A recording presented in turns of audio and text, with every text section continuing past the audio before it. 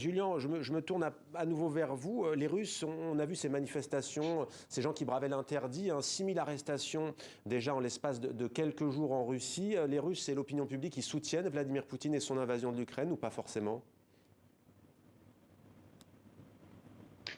Non, non, il faut.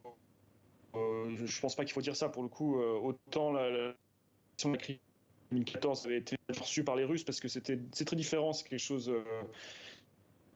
Il retourne un peu à la normale et à une réparation de la justice historique. Là, c'est totalement différent. C'est-à-dire qu'effectivement, le sentiment de honte, on le retrouve dans pas mal de commentaires à Moscou, à Saint-Pétersbourg, sur les réseaux sociaux.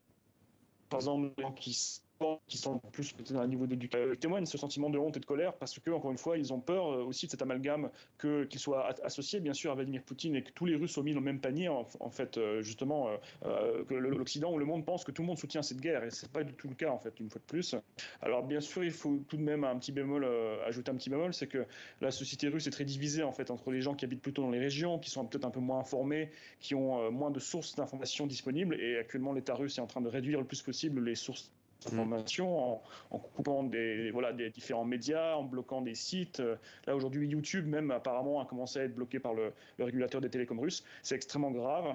Et donc, les gens qui ont seulement accès à la télévision et la télévision d'État, les chaînes d'État, on peut dire, ont un son de cloche totalement différent. On leur vend toute la journée que la guerre en Ukraine, c'est pas vraiment une guerre et que c'est uniquement pour aller sauver les russophones dans le Donbass, par exemple, et que c'est une simple petite opération militaire. Et donc, il faut vraiment diviser entre les gens qui ont accès à l'information, qui ont réussi à comprendre ce qui se passait vraiment, et ceux qui pensent que c'est pas du tout ce qu'on dit en Occident. Donc, c'est assez difficile, la société est très divisée, mais là, on sent quand même qu'il y a un vrai rejet, en fait. Il y a un vrai rejet, une vraie sidération, en fait. Les gens ne comprennent pas comment Poutine a pu aller aussi loin et attaquer La un peuple sidération, frère, donc. ami. La sidération, Julien. La Merci pour ce... sidération, c'est ça qui, pour l'instant, à Moscou, c'est le sentiment qui domine. C'est Ouais. le sentiment qui domine.